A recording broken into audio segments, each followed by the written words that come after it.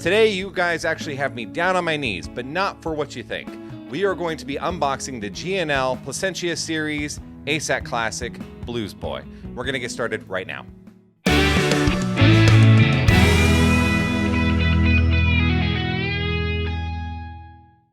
Welcome back to the channel, everybody. My name is Chris, and you are watching the 11th Fret. Today, I'm going to be down on the floor because I cannot figure out what I did with my table. So we're going to be down on the floor and unboxing this G&L Placentia Series ASAT Classic Bluesboy. So what is the ASAT Classic anyways? Well, G&L has been around for quite some time, and it is the last company started by Leo Fender and his buddy George Fullerton, both who started the Fender Musical Instruments company. So G&L is pretty much the last legacy of Leo Fender. Now, this guitar is something a little different. This is something that has yet to be seen by a lot of people. I first saw them last week when they showed up on a stupid deal of the day, and I was like, well, I have to buy that at that price. I just have to. So I bought it, not realizing what it was. I thought it was another tribute. After I bought it, I'm like, what in the world is Placentia Series? Now, it's Placentia. Placentia is what we call it in Southern California. Placentia is a town that is a little bit east of Fullerton, just a neighboring city to the G&L company. If you know what the significance of Placentia, California is, drop it in the comments, but please do not comment placenta. It is not placenta. If you think it's placenta, you're a mouth-breathing knuckle dragger and you need to go away and never vote. I agree, there's probably better cities they could have named it after, possibly Brea, that's right next door as well, and it's short, quaint. The Placentia line is something new, and I believe this is a Guitar Center umbrella exclusive. And what the Guitar Center umbrella covers is obviously Guitar Center, so guitarcenter.com, they have their brick and mortar stores. And there's also Musician's Friend. And I believe there's a couple other like woodwind-oriented companies as well. I'll try and put those like pop up around here somewhere as I figure this out in editing later on. But Guitar Center owns and has bought out a lot of music retailers, and the Placentia line is going to be featured on all of these retailers. You will not see the Placentia series at places like Sam Ash, Sweetwater, or Chicago Music Exchange, unless they're used, of course. But as a new guitar, I don't believe you will see these over there. And the reason why I believe the Placentia series even exists today is because there was a lot of complaints from other retailers about the tribute line being marked incredibly cheap through places like Guitar Center and its affiliate companies. They were just wildly undercutting what the small shops could do. The ASAT is basically the Telecaster in a nutshell. Now, if you're familiar with the ASAT line, the ASAT has a different kind of pickguard. It's slightly different shaped. They use a slightly different bridge. And even the neck shape is slightly different too. The neck dimensions are a little different. They're still 25.5-inch scale, but the width tends to be slightly wider on the G&L necks. The headstock's a little bit bigger. The Placentia series is something that stood out to me after I ordered it because there was just something different about it. And I started doing some A to B comparisons, and then I started digging around in forums because the forums were just blowing up with conversation. People were talking about different things, and I'd say like 50% of people on these forums were talking about placentas instead of placentias, which is just like, come on, people. Like, are we in middle school now? But all that aside, once we started getting into the nitty-gritty, we started discovering that there was a lot of great theories out there that surrounded why Placentia line came out. As I've gathered, based upon my findings of A to B, comparing the Placentia line to the Tribute line, the pickguard styling is different, the pickup placement is different, the pickup angles are different. There's just some very different things about it that could be better, I suppose, and that's probably why they're cheaper, because these guitars have a MAP price marked at $449. The Tribute line, the Bluesboy, that step up is $549, so the Tribute is about $100 more. So what we want to find out is this $100 difference worth it? All right, let's go ahead and break out my fancy schmancy knife. All right. So the funny thing about this too is today is Monday as I'm unboxing this. I was supposed to get this guitar last Friday, and I was really hoping to be one of the first to unbox it on YouTube. I'm sure I'm not, but I refuse to go on and look at anybody else's reviews because I don't want to be influenced by them. I want you to see my actual reaction. Today, this guitar was supposed to show up around like 10:15, and the UPS driver never showed up at all. I had to hunt them down and get it off the truck at 5:30 p.m. So I was hoping to have this video shot and edited by now, but that just didn't happen. All right, so here we go. A box inside of a box inside of a box inside of a box. There we go. We got G&L Placentia Series right here. Its own little cute box. All right. Woo, okay. So we got our usual stuff here. A nice sleeve. What I want to know is, do I get a free cable and all the tools? I don't see the free cable and the tools. Ah, there's the tools. I don't need the free cable though. Those things are crap. All right. Cool. So this is made in China. So that's the big thing right there. We're looking at made in China, sticker on the back. We do not have any, well, we got a little, no, there's no, everything on here is a water slide decal or a sticker. There is no silk screening on here whatsoever. So I don't know who this is made by yet. The neck is a nice satin finish. It's almost like it's unfinished. It's got the sort of standard G&L headstock. This ball end up here feels a little different or looks a little different. It's a cool color though. Now what's interesting about this, and I like that it's espresso, and I'll tell you why. Not because it's espresso, because there's another brown beverage that's about this rich in color too, and it's called root beer. This body is made out of sassafras, right? So I don't know why they didn't call this root beer, because it's freaking root beer. Don't call it espresso. Like, I mean, it's not made out of any sort of coffee plant. Call it root beer. So what we're looking at here, it's very light. We got a nice string through body, so that's cool. So we're not dealing with a, oh God, what's wrong with these saddles? Yikes. Okay, so back to the point. We are dealing with a string through body. That's pretty cool. What is different to me about this guitar as well is that it actually has a conventional pick guard here. So the conventional pick guard looks like you can use any pick guard for any Fender style copy, or Fender guitar for that matter. I don't have a Fender Telecaster pick guard near me at this point in time because I wasn't anticipating doing this, but it doesn't have that rounded upper part like G&Ls do. So this looks like a standard, regular old Tele pick guard. The three-way blade switch here feels imported. It is really, really, really cheap feeling. And the pots feel like, well, though they're cheap, I'm getting some resistance right around maybe the two mark on the volume. Now, what's crazy to me is these saddles. These saddles are awful. They're just all offset. They're wrong. I mean, they just don't look good. So we got a nice single humbucker in the neck position, and it is your standard 2 mounting point humbucker. This bridge is not a G&L bridge. I'm sorry, it's just not. This is cheap import. It really, really is. I don't know what this is going to be like yet. We'll check out the tones in a moment. We also have that black plastic liner that goes in between the neck plate and the body, which I'm not a huge fan of that, but it is what it is. This feels like, I don't know, kind of like a Squier Affinity Series. We don't have the Telecaster cup on the bottom here. We actually have a square plate, and that's okay. I'm not really opposed to that. It's not a bad thing, but it's not, I don't know, it's not great.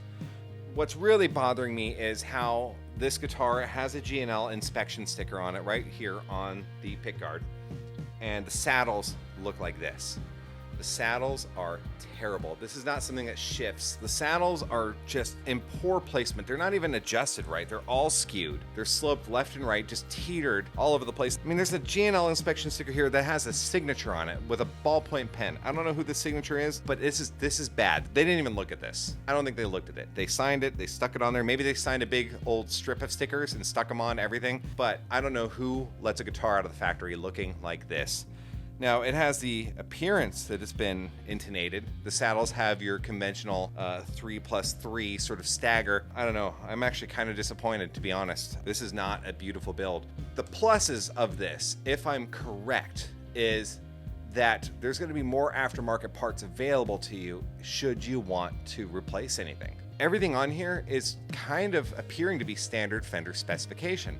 That's pretty awesome. The tuning machines are stamped G&L, but I have a feeling these are probably made by Jinho out of Korea. They make pretty much everybody's tuning machines. They are your standard Goto style. We've got 2 string trees here to cover 4 strings.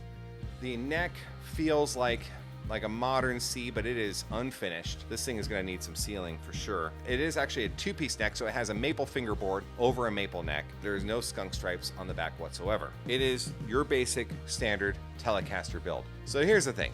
Is this worth it? Is this worth your $450? I don't know. And I have yet to play it. That's a big thing. But from just touching it, feeling it, looking at it, seeing what's there, what's not there, how it's set up, it feels like something that was made in the cheapest of factories being sold at a premium price. And I get that. That's cool. That works. But for something that's $450, are you better with this or a Squier Affinity Series Telly? I don't know. It does have a humbucker in the neck. That's kind of cool. But as it sits right now, out of the box with an inspection sticker, this thing is not going to be very playable. The string height is ridiculously high. The saddles are all over the place. And this thing is going to need some work. It's going to need a little bit of setup. All right, so I'm not plugged into anything yet. I'm about to go do an audio demo. But listen to this. I'm just gonna hammer on some notes, but listen to the bending.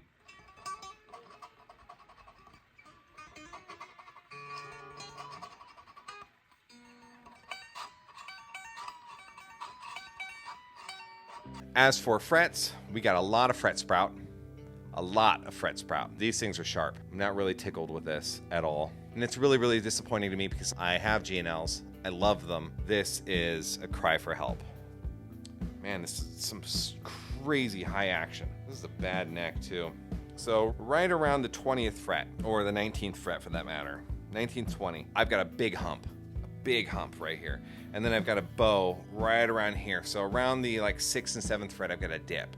So it dips here and then starts coming back up. And then around 1920, it peaks and then dips back down again and ends off at the 22nd fret. That's a bad neck. And what's unfortunate is I'm probably gonna have to return this because of that.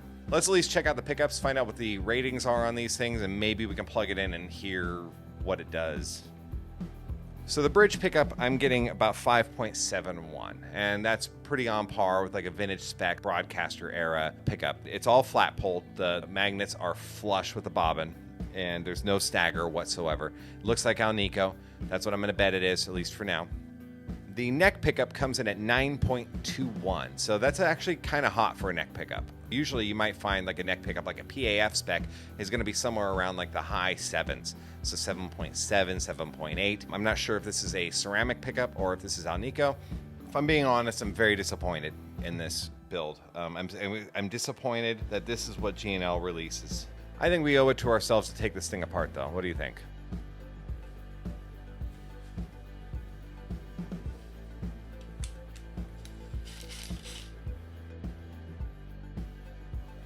See who these tuning machines are by, but I believe they are by Jinho. So it appears we have a new contender on the market. We got like a DJ81. Is that what this is? Or DJ B1? I'm not sure what DJ B1 is, but I don't think it's Jinho. And if they are, and they're just marking these differently, then I stand corrected, but I've never seen these markings before, so let's keep partying. It looks like some interesting mill work going on here. You can see those little ridges there by the cutaway. That's probably some stain. I don't know if that's really the wood as much as that might be just bleed from the stain or whatever they're using to do the job. I think we need to get under this pick guard. So we got the pick guard removed. What we're seeing here is we got our standard generic humbucker. Nothing special. It's marked N on the bottom. You know, you can go on eBay right now and find like a set of humbuckers for $12 if you really look hard enough. They're not gonna be great, but they'll be stamped on the bottom like B and N. There's so much cover hanging over. It's really a shallow pickup. I don't know. We'll have to see how it sounds. All right, got the pick guard back on. What I'm noticing too is that the pick guard has some overhang down here. Now I just put the pick guard back on, but down here it's just not flush with the body, which could scar the neck a little bit, or it could make the neck really, really snug. All right, on to the bridge pickup. Now for the sake of, since I've got the screwdriver out, I'm also gonna break out the control panel. All right, so what we're looking at here is the Telecaster bridge. This is interesting. I don't think I've ever seen a cutout like this. It's like some sort of wax. Yeah, it's wax potted. So we got a copper base plate that's exposed below the magnet. So the base plate is really not doing a lot for this pickup because it's not helping reflect the magnetics towards the strings. Yeah, I don't know. I have mixed feelings about this one. The base plate, it's new to me. And then the rest of the bridge is pretty thin and rough around the edges. Nothing fantastic. As for the control panel, right on the money, we got a cheap import switch. What are these pots? Interesting. They're little dime-sized pots, nothing spectacular. Standard wires, as it would seem. I would probably put a whole new everything on this, a new plate for that matter, because look at that cheap plating on there. You can just see how orange peeled that plating is on this metal. So yeah, I would probably put a new 3-way switch on there, maybe even a 4-way. Put some CTS potentiometers on here, an orange drop cap, better pickups, better bridge. So if you notice here, the same markings, you can kind of see that what looks like milling marks. It's down here, just the same, right over there. And that's definitely paint or stain or whatever it is they used that bled into the neck pocket and stained both the neck and the neck pocket. And that's just a lack of attention to detail during the finishing process.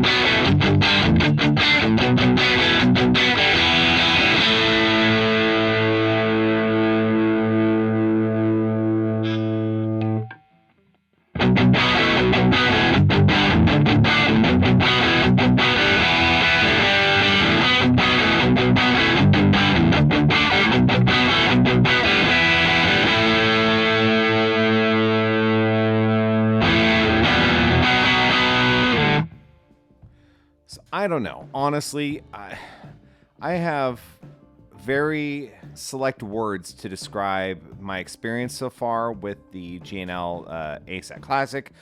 I had a lot of high hopes because I own G&L products. I don't know why anybody at G&L in Fullerton, which is about like 45 minutes south of me, I have no idea why they thought this was a good idea. And even worse is that they let a product like this go through their facilities under their inspection with their sign off on it and then put this out to the public.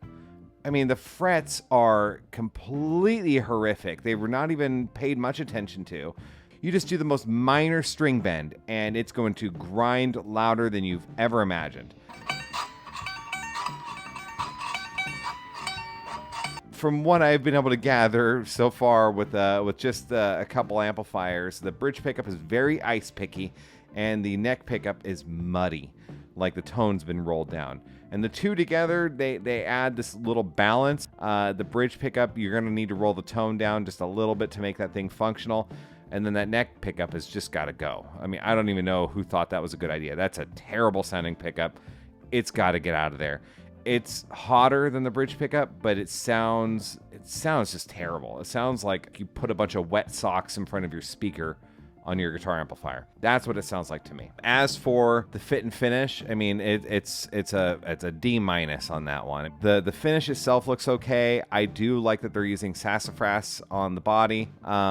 Outside of that, I really don't know what's going on with it. No one set this up at G&L. If this sat on someone's bench for a setup, they failed miserably. Or maybe it was the end of their day and they just were trying to sign off on the last 10 guitars that they had to do because it was almost 5 o'clock and they needed to go home. Maybe that's what happened and I got one of those. I don't know. I have a bowed neck that goes between the nut and the 19th fret, I want to say, or was it the 17th fret? So yeah, but let's just say that I have a bow between the 1st fret and the 17th fret, and then it peaks around there and then dips down all the way to the 22nd fret.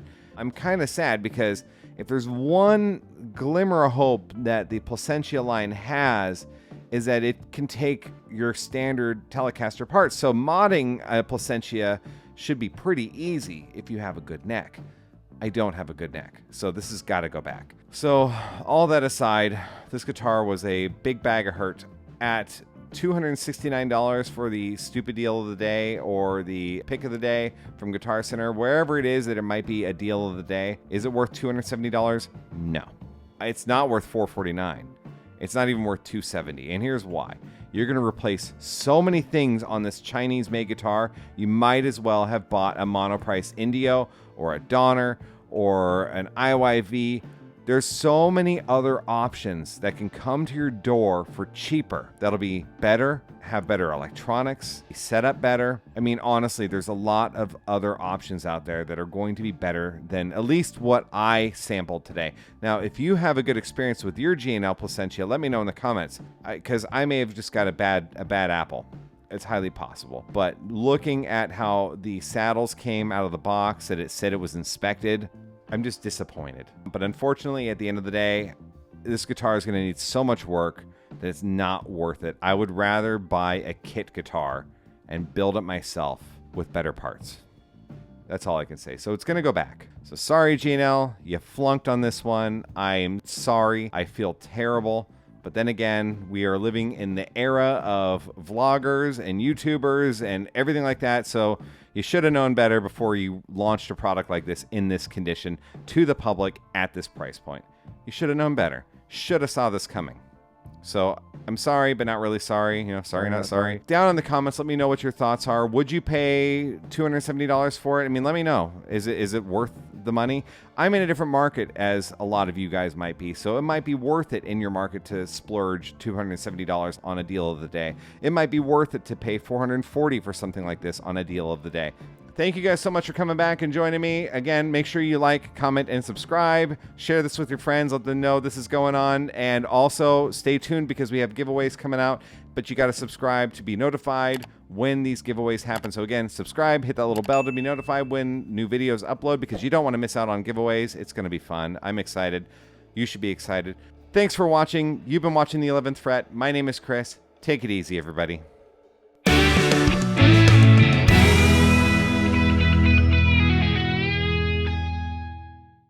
And I'm sure I've just burned or made an enemy out of G&L for even like crapping all over this guitar.